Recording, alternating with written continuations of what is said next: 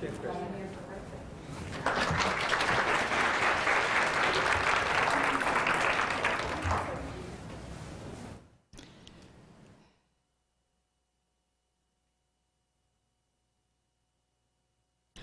right, I know you guys are getting weary about this time of day. My voice gets weary and my feet get weary. We're going to walk through a few more things, some of what Crystal sort of touched on, but I just want to walk back through some of this distribution stuff that you're going to need to think about and be getting ready for. This is just the sequence. Within those 30 days at the end of the month, first thing you're going to do is peel off and send the state's money, right? Less the admin fee. Keep that for your county. Then you're going to look at what's left for the county, the net funds available for the county. Going to offset that ad valorem tax, and then you're going to begin to distribute whatever is left, those buckets of money that Crystal just showed you. All right, Gratis is going to do most of this for you. Gratis is going to track the state funds that you're collecting. It's going to determine if you're paying us timely. It's going to allow that reduction of what you're sending us by that 1% for the admin fee. By the same token, it's going to account for a forfeiture of that fee if you're not paying timely. So you can't fool Gratis all of the time. It's also going to assign interest if you're late dispersing state funds. We talked earlier that interest rate excuse me, is 1% per month, and so if you owe $5,000, you're going to need to add $50 to that when you pay us, because that would be 1% interest. There'll be notification to you when you're late dispersing the state funds. Now you notice we're really all about the state. If you're late dispersing the local money, you're going to have to deal with the locals. Gratis isn't going to prompt you there. All right, by the end of each calendar month, but not until the end of each calendar month, Gratis is going to allow you to figure out the amount of local title ad valorem tax that are available in the county. It's going to show the following items. It's going to show the admin fees that you may need to pull away because you paid late. And also it will show any reduction of the amount you have that you need to pay the state that might be for interest due. It's going to add everything into the bucket when you're looking at your local. And we talked about some of those penalties are strictly a local penalty that you get to keep the full amount of. You don't split it 57, 43%. Then you're going to be able to track this month by month to see, and year by year to see exactly what you've had come in, what adjustments have been made. Now this is really important, more so for us at the department, because I guarantee you before 3 months has elapsed, folks under the Gold Dome are going to be asking the question, how much money's come in, how much offset ad valorem, how much was paid out in title ad valorem tax. Curiosity is going to be great around this whole program, so we need to be prepared to answer those questions. All right, we talked about Gratis being able to offset that that old ad valorem tax, and Gratis is going to record any revenue loss that has occurred for each levy type. This is a calendar month comparison. Now, this is a really busy report, but basically what it shows is we're going levy by levy. There are those of you, when you fill out your PT 35, when you submit that digest every year, that list of levies just gets longer and longer because they're getting more special tax districts, all those sort of things. We're going to go through each of those levy by levy.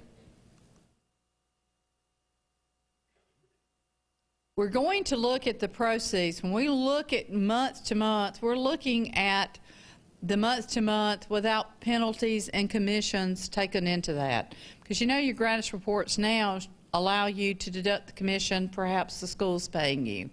We're going to basically the gross line and not the debt line, and that's what we're truing up to. from that true up, you would then go through the process to deduct your commissions or whatever when you're dispersing that money. So we're stopping at the point where it's total ad valorem proceeds received for each levy in each district. Now, if you have a levy type that had a millage rate of 0 in 2012 or a district that didn't exist in 2012, then when Gratis is doing this true up, it's just going to skip over that. Didn't exist in 2012, there's nothing to true up. They'll continue to get whatever ad valorem tax is collected in the current year for that particular, in this particular case, maybe a new school bond was voted in, but it didn't exist in 2012. So it would just skip over that as part of this true up process. Now, what if we talked a little bit this morning about what if you actually collected more in ad valorem tax in 1 month than you did in that same month prior year? You just get to keep it. We don't take anything away from you, so you would just get to keep that. Now, once you finish this true up, Gratis will determine if there's anything left or if there's enough to offset those losses. And we talked about that this morning, that Gratis is going to do that based on pro rata share of the millage rate, so that everybody gets a little piece of something. And this is very similar to the chart I showed you this morning, where we had enough coming in to just offset our losses. This particular case, and I think it's very hard for you to see, the amount that came in title ad valorem tax was a little over $23,000, and to true up the ad valorem tax, we needed $14,000 of that. So we would be left with $9,000 and change to run through our process.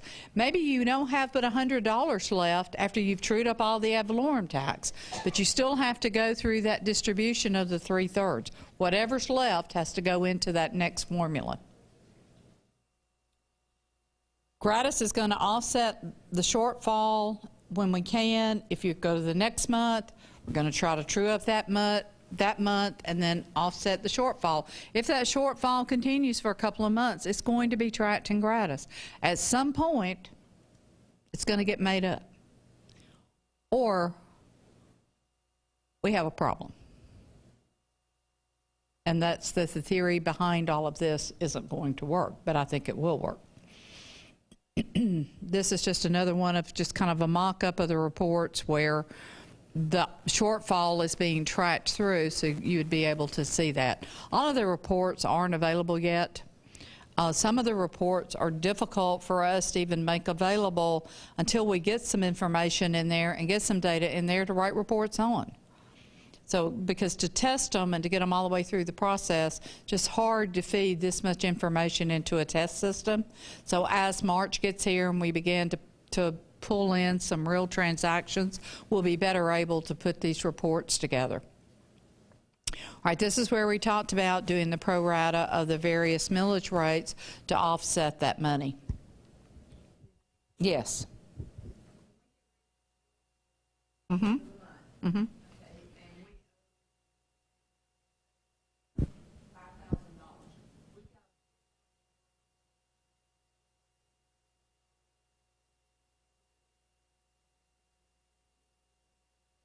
Right, well, you would back those return checks back out. They would, right.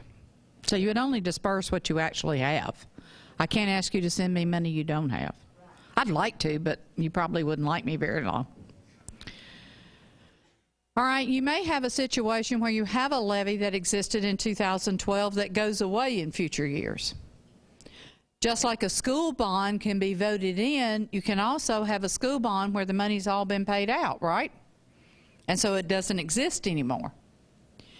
However, we're required by the statute to true up to what came in 2012. So even though that levy doesn't exist, we still have to put money in the pot. But Gratis is going to include a notation that that levy type has expired. So, for example, with my school bond, I would probably just send that, you will just send that check to the school. They're just not required necessarily to earmark it anymore for paying off something that doesn't exist anymore. Then, as I said, hopefully there's something left, something that's going to go into our pie chart. Crystal showed you, Grannis is going to provide a screen that lets you put in there how that first third is going to be distributed. It's going to go through the school, you're going to go through your school process, then you're going to go to distribute that second portion. Screens are going to allow you to put in, based on that sales tax configuration we talked about this morning, that all was Greek to some of us. The third works the same way. Again, as Crystal said, there's some things that each one of those buckets, each one of those thirds, has to equal up to 100%. If it doesn't, Gradis is going to stop you and say, hey, dummy, you can't add. Maybe it might. Not my Gradis. All right. But before Gradis can also perform the operation, you have to hit finalize. If you don't hit finalize, nothing's going to happen because Gradis really doesn't know what you have in there. So you've got to hit finalize. But it also allows you to change that should something come up that makes you change that. Either the agreement's changed, something happened with that SPLOST, it went out after 12 months, it didn't exist anymore, so you're no longer dispersing on that local governmental agreement, you're dispersing based on the same way you distribute the lost portion. So it will allow you at any point, and Crystal showed you how you can undo, but again, when you go back in there to edit that, to change it to the new amount, you again have to hit final. Or hit finalize, or it's not going to happen. And whatever you change will take place when you do the next month's distribution.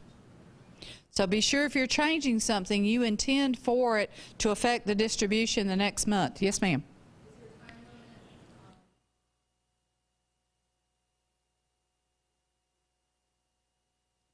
An error such as that? No.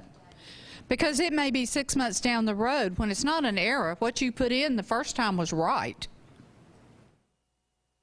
But something changed at the county and you need to do it. Now, if you put it in wrong and you hit a distribution cycle, it's going to distribute wrong.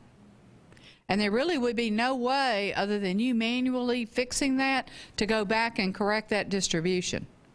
Because it will have distributed based on whatever was in that system the date you hit that distribution and went through that process. So guys, you need to be sure this stuff is pretty right or real right. Grannis is going to provide you the warning when you haven't done what you're supposed to when you're supposed to do it. This is just a copy of a 3/3 distribution report, and Crystal did a great job of showing you that on the screen. When we first started some of these roadshows, we couldn't even get to those screens, so we're pretty excited to have those now. So that's really about all we have this afternoon. We actually got finished a little bit earlier than I thought we would. So do we have some questions? And if you just have to leave, which is fine. I understand you've sat here for a long time. Just do it very quietly so that those who are asking questions, we can hear the questions. So, who has a question? I cannot believe my folks over here don't have a question. Yes, ma'am. Did you have one?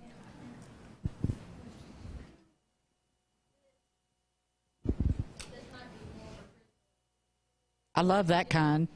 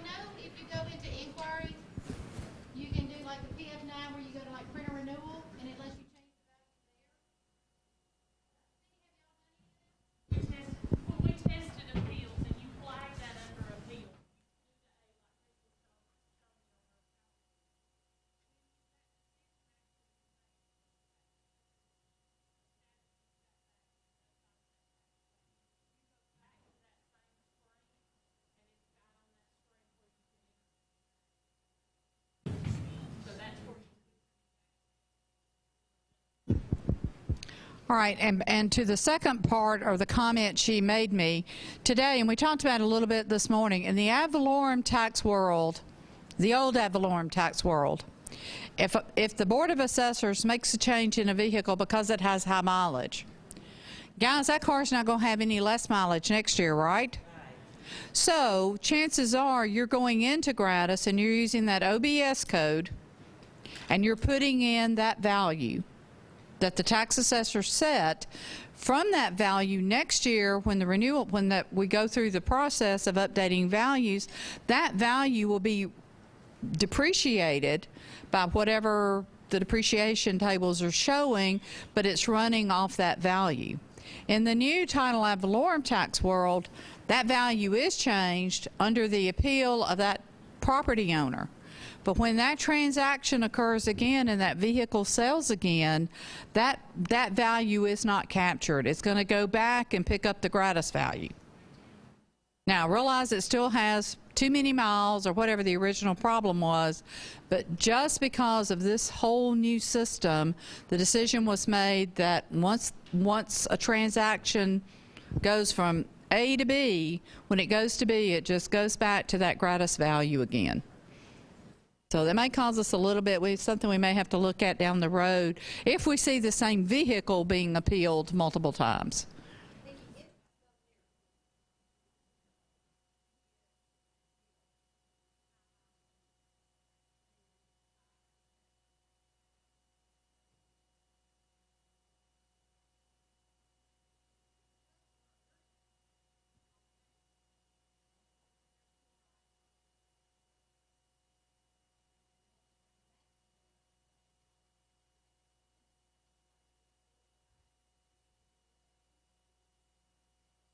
Well, that's about 4 questions in one. But let's take one at a time. Should it be a miracle day, taxpayer appeals, somebody goes and looks at the vehicle, looks at the book, and it so happens that the Board of Assessors are in the office and can make the change, and the taxpayer agrees to it. Yes, you could at that point go back in, make the change, and give the taxpayer the new value. My concern is a little bit, and I've had to be kind of careful walking through this. I know there are lots of different ways these appeals are being handled now. But technically, the only person that can change an assessed value, and that's basically what this is an assessed value that can make that change, is the Board of Tax Assessors. And it doesn't rest with some appraiser making that agreement. Guys, this is also, just as a matter of warning, a place that would be real easy for someone in your office to figure out how to change some values and put some money in their pocket.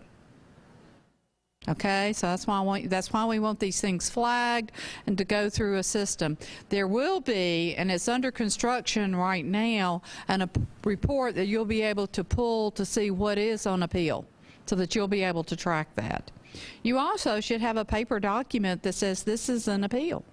That's why we want you to have a copy of that, to help you with sort of policing that whole issue. Is that Barbara? I can't see that, Barbara.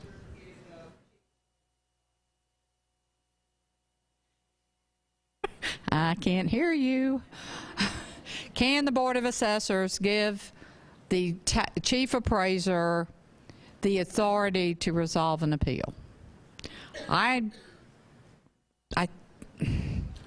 Under the statute, the only people that can resolve an appeal is Board of Tax Assessors or the Board of Equalization. And I'm going to leave it at that because that's what the statute says. And I'm not going to get outside that. Yes, ma'am.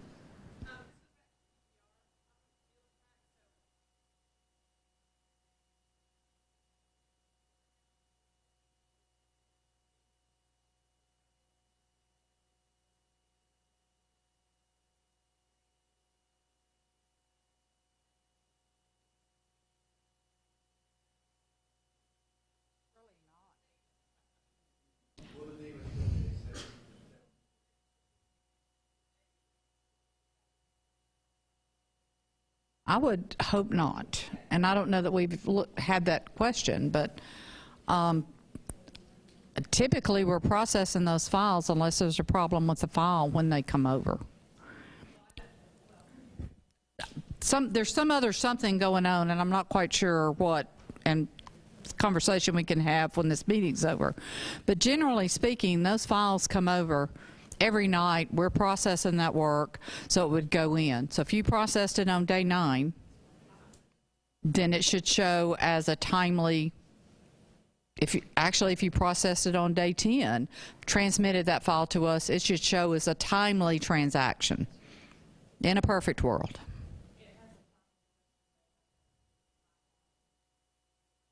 Yeah. So even, I guess, if something happened and we didn't actually get the file processed because there was some error reading or something, we would still show that finalization date.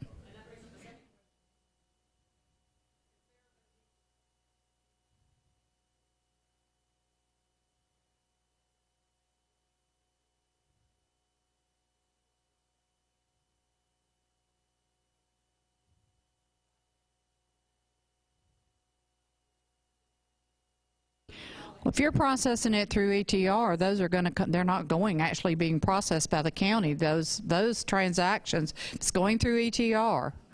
A new plate issuance isn't going through the county to be issued. It's going through the fulfillment center. So looking at the county isn't going to help you. We probably just need to have a sidebar with you guys, since y'all are kind of new to the dance here, and kind of see what the issues are. These folks here are one of the ETR vendors. This is the dealer track folks. Yes, ma'am. About the application date. When we'll go in and just wait.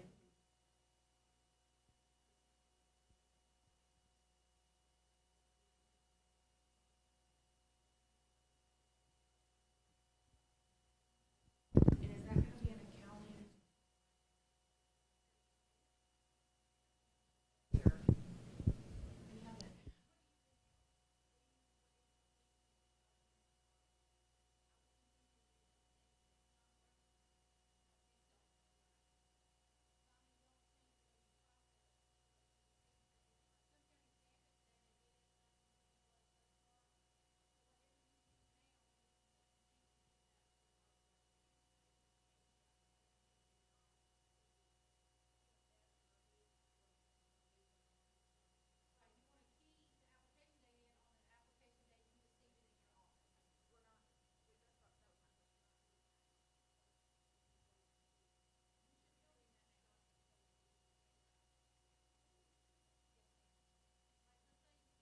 Tag gets mailed in, there's a field on the tag.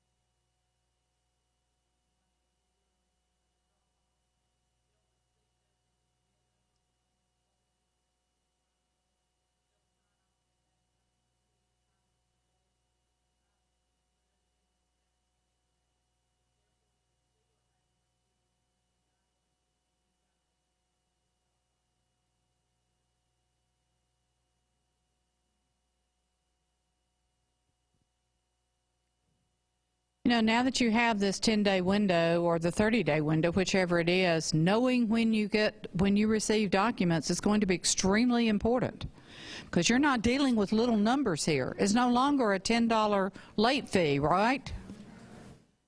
We could be talking enough money to take me out to dinner or to do a lot of other things with. So you really need to be sure you're getting stuff receipted the day it comes in, and then working that through the process. But the less you have to write off as an office error or an administrative error, if you can change that date to the date you received it, sure makes an audit trail a little bit cleaner, keeping the documents with either the stamp or the envelope or whatever that shows you received it timely. Most of your business processes really haven't changed. You just have something else. It's kind of like Gratis. There's a portion of Gratis that hasn't changed at all. We've just bolted on a whole new new area, which is, I love to call it the bolt zone. It really gets my programmers really excited when I do that. But that's sort of what it feels like. We have the old gratis, and yet we've had to add on it a whole new component to do what we're doing here. Jennifer?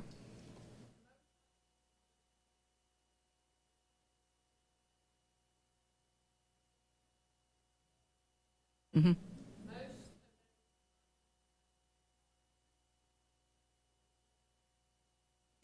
Or, all right, you're either going to use the bill of sale, or if they appear in the NADA pricing guide, you're going to use whichever one of those two values is the higher. But that is that's some extra work for you guys. Mm-hmm. Mm-hmm. No. Not unless we tell it to, and I don't think we've talked about that. Might be something we can look into. One of the other changes that's being proposed in this House bill, which is a little bit of a programming problem, that you will use either the bill of sale value or the gratis value, whichever of those is higher. So in the event of this motor home that Jennifer's talking about, the gratis value is going to be the chassis value. The bill of sale value is going to have all that other stuff that went into that. So in that case, more than likely, that bill of sale value is going to be the higher number, right? Now that hasn't happened yet, but that is one of the proposals that's in House Bill 80. Yes, ma'am.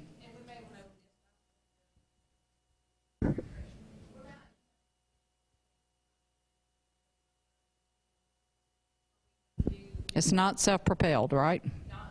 Then it's subject to ad valorem tax. Yes, ma'am. Mm-hmm. Well, if that change gets, yes, in the case of a used car, for example, where the value isn't in gratis, or there's a value that's not in gratis, and it's either a new vehicle or used vehicle, depending on which one, there will be a way for, if the gratis doesn't populate a value, you will have a place to put it in. Yes, ma'am. Mobile homes aren't part of this. No, ma'am. Thank you.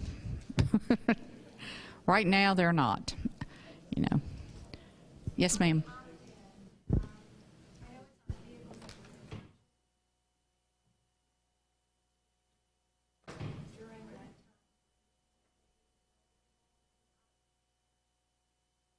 All right, the question is, an opt-in person, if a person, it's actually, if a person obtained a vehicle, they have a new Georgia title that was issued somewhere between January the 1st and February the 28th, and there was a Georgia title issued during that period, doesn't really matter where it came from, could be a family transfer, they would be eligible to opt in. The deal is there, they have nothing to opt in with other than just paying the full amount of money. But they would fall into the opt-in because they were issued a Georgia title on a purchase or something they received from Georgia. Now, if they inherited that vehicle from out of state, I'm not sure they would be eligible. But if it was an in-state inheritance, then they would be eligible. Well, if it was never subject to TAVT, in order to opt in, they would have to pay the full amount. They would have to, they have no credit, and they don't get to get a special deal because they're not there yet. Yes, ma'am.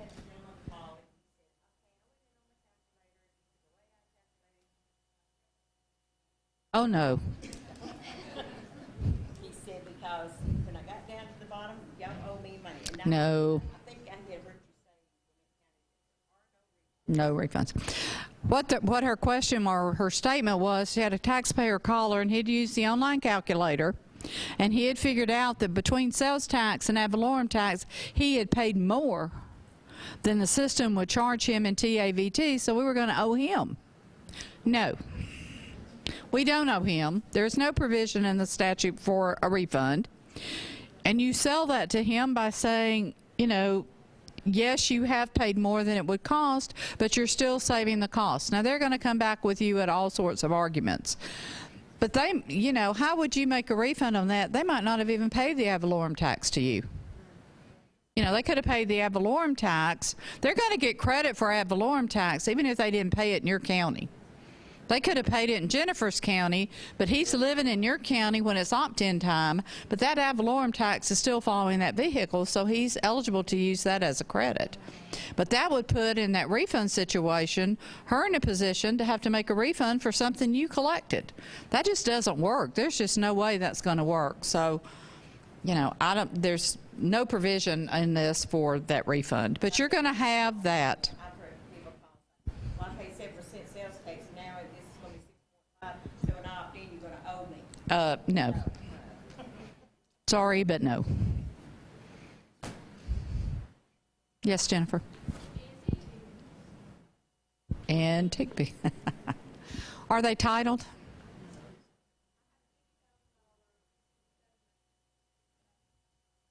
Okay.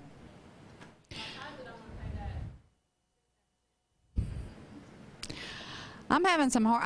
I have to. Full disclosure, I'm not sure I have the answer on that one yet, but we will get you an answer on that. Yeah, I think that a lot of those type of documents you in Georgia, that's not required, but they want it. Right. So require that's. Mm-hmm. For authentication purposes, they want to keep that title on that vehicle, and so they are. How are those valued in gross? Well, right now, see, it's defaulting to that $100. I don't think that's the right answer, but I've got to go back and look and see if that statute that says that's what happens to those overrides anything else. And we haven't, that issue just came up sometime last week, and I don't have an answer yet, but we'll get you an answer before, because I just would hate for that to be the first transaction you have. And with our luck, that would be the first transaction somebody had to handle. Yes, ma'am.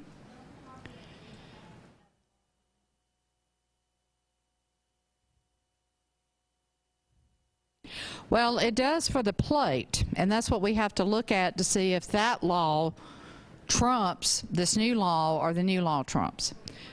The question is that those vehicles are eligible for a hobby antique plate, and right now the value that they pay ad valorem tax on is $100. So we need to look at how that fits in with this new statute and what that does. And that issue actually got raised last week, and I don't think anybody's actually circled back with an answer yet. So it's one of those that's still being worked on, but we'll get you an answer. Anybody else? Going once? Okay. This person has property here. They live in Alabama, they have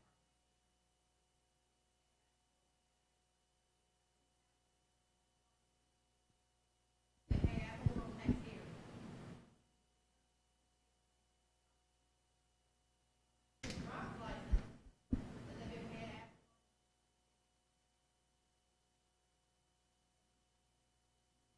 and they opt in. Already.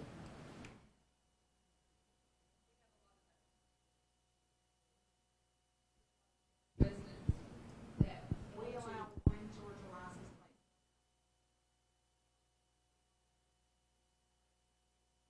So you're using the basically the functionally located provision, sort of, but not exactly. Mm-hmm.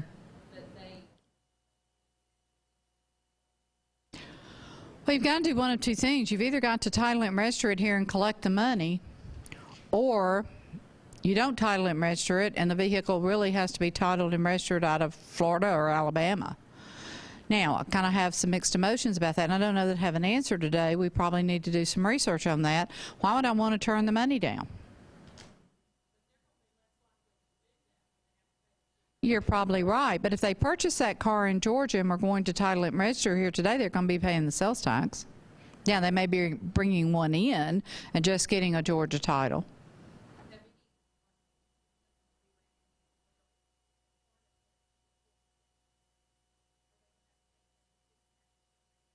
Yes. So they're actually going to be paying 10.5%. And that might deter them as well. Yeah. In the old world, before March 1st, if I buy a car out of state, typically that state has some rate they're going to charge me for sales tax. And they're going to charge that, and when I bring that car to Georgia to title it, because we have a reciprocity agreement with Florida, we accept the fact that they paid Florida's 4%, and we're going to charge either 2 or 3% on top of that based on whatever the local rate is, and that person's allowed. Because this is no longer sales tax, there is no reciprocity agreement, and so they may pay 4% sales tax in Alabama and Florida. When they come to Georgia and they go to title and register that vehicle, they owe Georgia 6.5%. Well, back to an earlier statement today, part of this was, to encourage people to buy in Georgia, right? Spend your money here. So that's partly why that's working that way. They will get no credit for the 4%. Another group of happy people. So what if a dealership knows that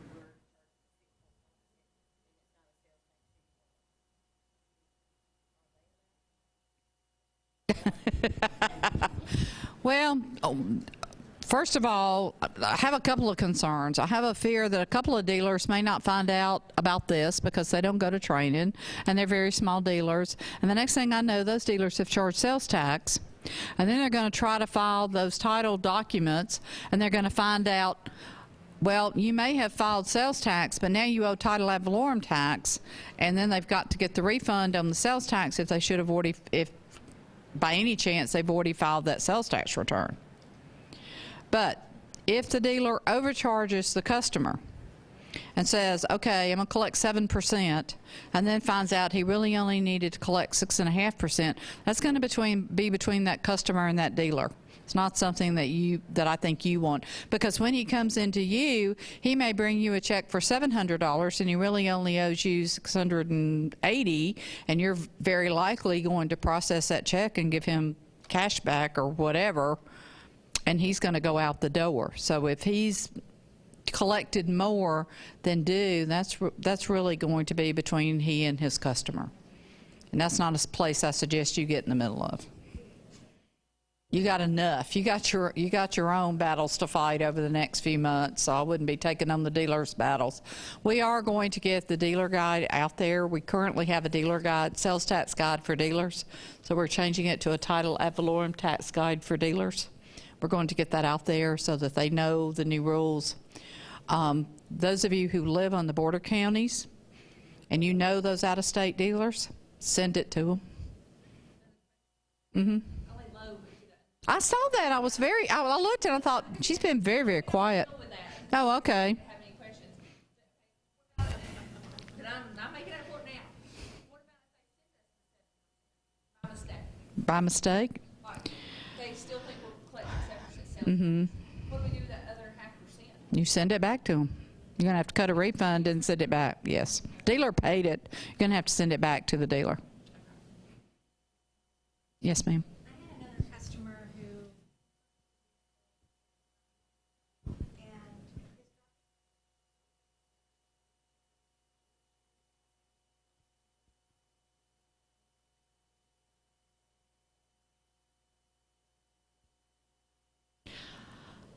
and how can that be fixed once that's sent from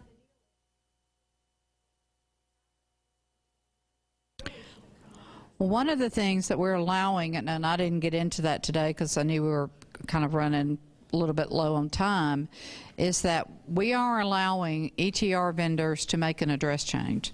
So if the taxpayer says, hey, whatever that gratis reports back to them is not my correct address, then they're going to be allowed to make that address change.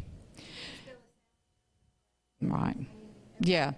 So we're going to allow them, because what that had been doing in the past, or should have been doing in the past, was stopping that ETR transaction and making it have to be a dealer in the county office transaction, or they were just, in order to use ETR, they were ignoring that wrong address and using it rather than trying to get the address corrected. So what we are allowing now is, with that proof and with an affidavit that I really do live where I'm telling you I live, we're going to allow them to change the address. I can't remember that. I cannot remember the answer to that question. Now, that there is a provision in here, in Gratis, that should the money get paid to the wrong county, people don't know where they live. They just don't. You know, to us who work with this stuff all day, every day, it's illogical to us that somebody doesn't know what county they live in. Just, you're like, how could somebody not know where they live? Most people neither know nor they care where they live. So, and there are so many addresses that appear to be in one county but fall in the other. I live in Douglas County. But there's a lot of Douglas County that has or a lot of Douglasville, which is, everybody thinks in Douglas County, that's actually over in Paulding County. So many dealers will look at that city, and if they're not very, very careful, they're going to put it in Douglas County when that taxpayer's in Paulding County. Should money come to you, that's not yours. There will be a provision in Gratis to flag that as a refund due another county.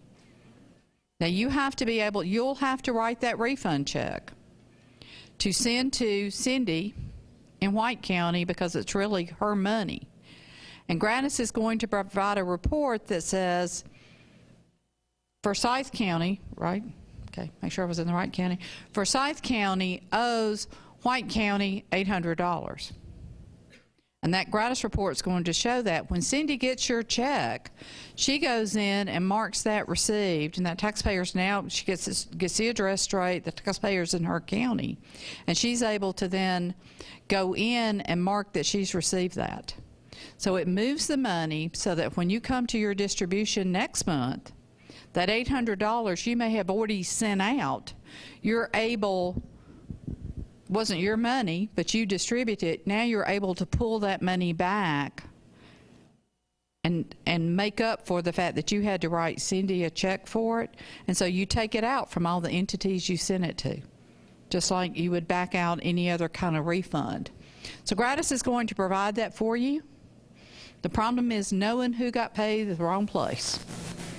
But you can pull the report who owes money to you, or you can report who you owe money to. By the same token, there's an ETR report that says this taxpayer was in this county, we're now showing them in this county. You can pull that so you can see who they're sending you, or you can see who you lost. Now, why do you care? A couple of reasons. Revenue, but if a taxpayer no longer lives in my county, the first thing I'm going to do is go out and see if they have homestead exemption. And if they have homestead exemption, I'm going to do something about flagging that. I may not can take it off for the current year. I may not even, depending on what time of year it is, take it off for the next year. But that next year, that homestead exemption is going to come off, or I'm going to try to validate when the dude moved. So that report shows from or to. You can pull it for your county. It's going to show who you lost and who you gained. How about that? Gratis is great, right? Crystal was right about that. I mean, we've made some enhancements here to try to make this process work better. We certainly haven't fixed everything you guys want fixed. And as I very early on, and this project has been successful for a couple of reasons, and I want to give kudos where kudos are due. We had some counties that said, we want to help, and we said, we need help. We want to be sure we don't miss something. We want to be sure that from your side of the street, we've handled what we need to handle. So they came to these meetings, and we would close up in a room, sometimes for 4 hours. And we didn't even really take breaks. If you just had to get up and leave, you got up and went to the bathroom and came back. And we hammered out some of these things. We now are using those same county folks to come in and help us test to make sure that, yes, what we think we have is what we have. Cindy's tested with us, Gwinnett County, Fulton County, Henry, a couple of others have come in to actually do user testing so that we're pretty sure everything's working. It's really helpful when Cindy has tested things we haven't, Crystal or I haven't even seen yet because we've been on the road. So, but I think that's made this project as successful, and it's going to be successful. March 1st, it's going to work. If we can just work our taxpayers, we're in good shape, right? But the program's going to work March the 1st. We're going to close the doors, I hope, at 5 o'clock. Now, again, that's the end of the month, and at the end of the month at South Meadow, I always have this line of tractor-trailer trucks circled around the building as we try to process IRP people. We are trying to move all of those, and we've actually told them their last day to process in our office is the 27th. Now, if they come in on the 28th, there's not really much I can do about it. We'll have to process it. We're trying to get them in.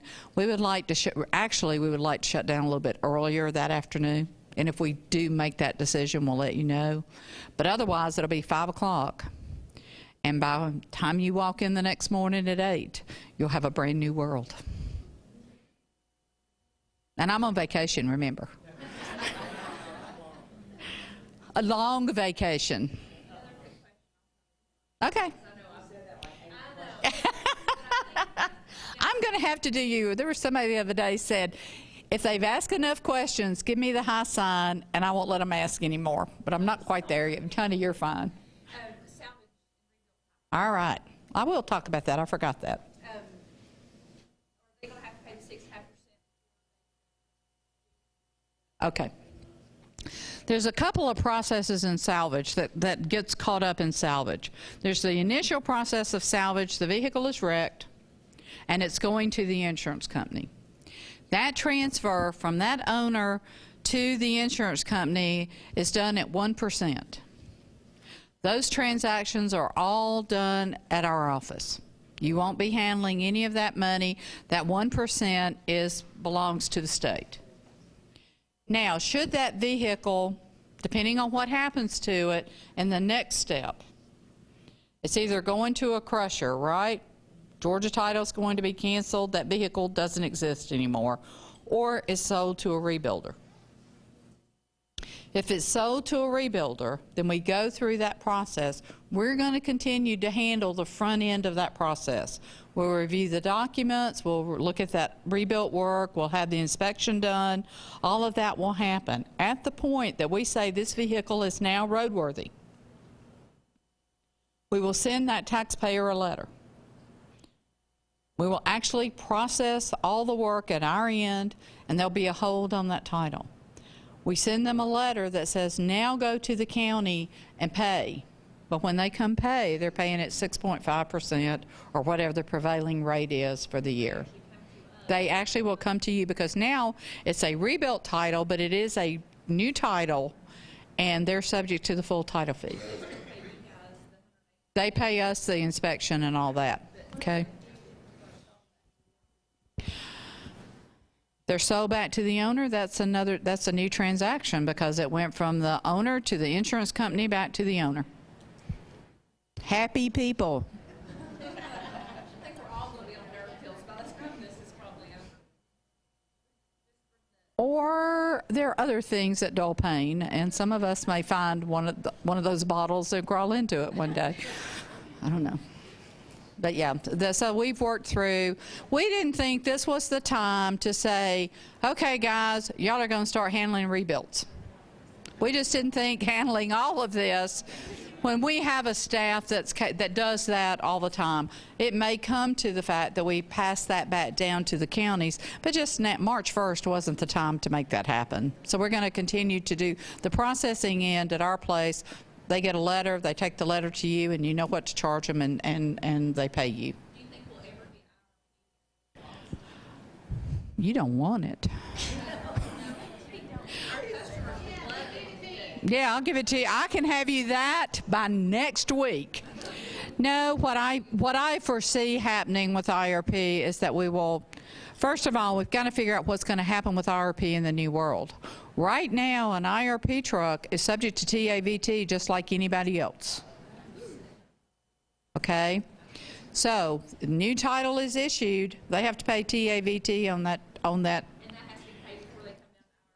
Well, they have to come to you and do that transaction because I can't process titles anymore where I live.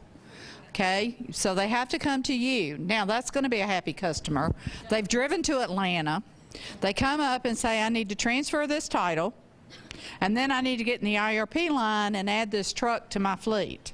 And I'm going to say, that's a nice thing you want to do today, but you cannot process this transfer of title here. You have to go to your county. So they've already driven to me for 4 hours. You made them very happy. And now, I need security in my office. Actually have security in my office. And then I'm going to say, you have to go back to the county. Now, we could process anything else IRP that they had an existing fleet, but they, in order to add that truck, they would have to go to you, pay the title ad valorem tax, then come back to me. Yes. They're just like anybody else. And then come get their No, because they're not from out of state. They're in state. They have a business in Georgia, okay? Now, there is some talk, and part of how I think part of House Bill 80 is that they want to leave IRP in the current world it's in. Just leave it paying the ad valorem tax, which means they still would have to pay the ad valorem tax to you on the prorated basis or on the full basis if it's the first year, and then come to us for IRP. Yes, yes. There's nothing that would. They're not new to Georgia.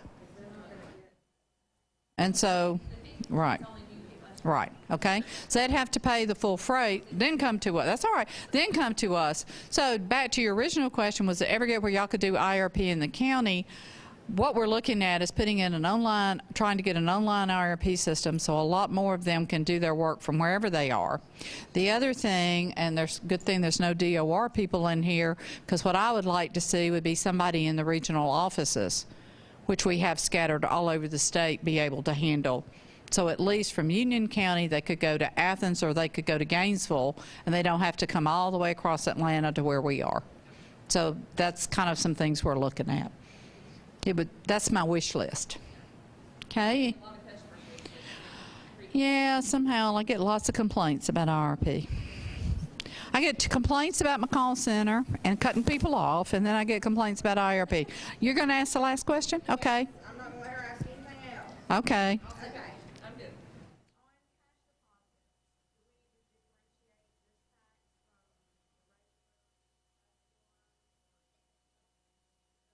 Put it all in the bank. Put it all in the bank, and then the reports are going to come, because Gratis is going to track $868 came in title ad valorem tax, and $400 came in old ad valorem tax. So you're just going to put the money in the bank. And I would put it all in one account. I wouldn't set up separate accounts, or you're just going to make your life more miserable.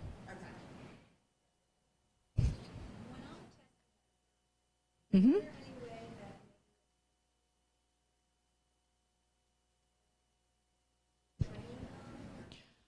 Well, her question is if there's any way when all the testing is done, if a few people from offices could come and at least see it. We can talk about that if we get through testing before February the 28th. Right now, we're scheduled to finish testing mid-February. That's if everything is moved smooth. We should be through by mid-February, which would give a couple of weeks. We have the training lab at our place. I'm sure that Crystal would be glad to be with you and do that. I don't know that it could be very formalized, and we would have to be very limited to who could come in, simply because I only have 14 computers in there, something like that. So it's not like I can do a lot of folks at one time. But I'm certainly willing to talk about it, willing to do whatever we can to make your life a little bit easier. We will do a couple of more training sessions in March, but it's going to be just for the folks who are doing payouts. So we'll limit it to probably the tax commissioner and those 1 or 2 people per office that actually were involved in that payout process to just look at those reports and that kind of thing. Anybody else? Do you think this is going to take my sales tax No. Well, vehicles if they have to go and they go to Pickens County to pay that TAVT tax and they say, well, it's not our address? Will Send them to you, yes. I'm hoping that will Yeah. make a difference there. Linda's question is, they have a huge issue now with a couple of their communities.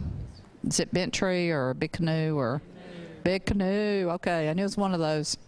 Where there's really, because of the way their addresses are, the dealers don't know where they are. It's not that dealers don't care, it's just really hard to say where they live. Taxpayers know which county they live in, generally. So if they were to then go send that money to Pickens, which is the other county that's involved, Pickens is going to say, hey, this isn't our customer. So that they're going to then have to bring it to you. And you guys, that's something with the PTR thing to do. I think they're address scrubbing to know, but that's also difficult though in this particular community. Do those zip plus fours tell you which county they're in? Nope. The zip code says Pickens County. It's a Jasper address, but it's not, they don't live in Well, the dealer should be asking the customer where they live, but I've seen many cases where they don't. the wrong number on the Right. license because the DMV puts the wrong one on there.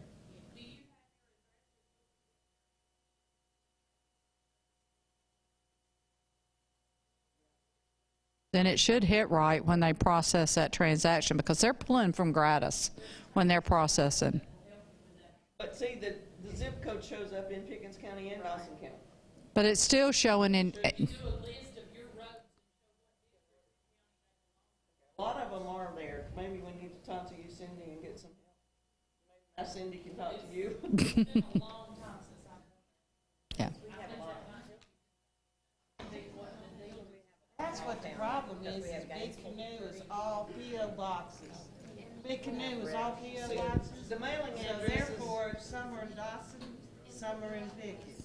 the road addresses is not their mailing address. Not at all. So that all causes it. It's just, Because I know you can have like the same like Main Street, and that Main Street can have a district of 3, depending on when it runs in the city. like that Big Canoe's mailing address is a 5-digit number, plus it says Big Canoe. And that's all the mailing addresses. Now, I don't know if we can put in there, they have like, 1620 Big Creek or Bear Creek or Bear Trail or something, where they live. But all the mailing addresses are a P.O. box, and I don't know if we can get it to the right place or not. Call 911, give them the address, tell them to chuck them on hot dogs. Yeah.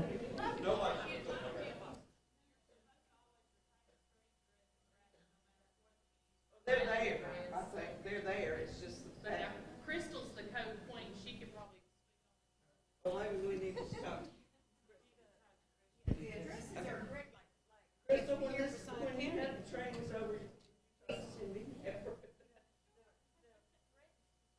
residential address is in there, but it may have the town of Gainesville, which we have a lot that is Gainesville, which is all county. Mm-hmm. But actually, they live here in Forsyth County, it's just they have a Gainesville address. And it's the same zip code as Gainesville.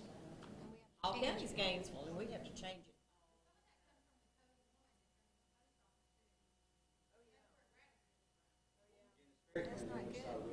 Right, and it's very depends on which side of the road you live on. well, yeah, we all have the same problem. Everybody does, because the post office doesn't care what county they're in. They're using a delivery spot that works for them. So they have Douglasville addresses over in Paulding County. They have Gainesville addresses. They're sitting over here in Forsyth County because they're delivering out a specific mailbox. They don't care what county they're in. Yeah, driver services said I can live in a post office box. We get more of those every day. There's not enough room for my shoes in a post office box. All right, anybody? I can't solve that problem today. Anybody else? We can work on it. We can talk about it. Anybody else have a question? Or for her? Good. You're talking about changing the application date to match the date that you got it in. Are you talking about the application date on the top? that only Pete populates Hurt. the day, and then you don't override it?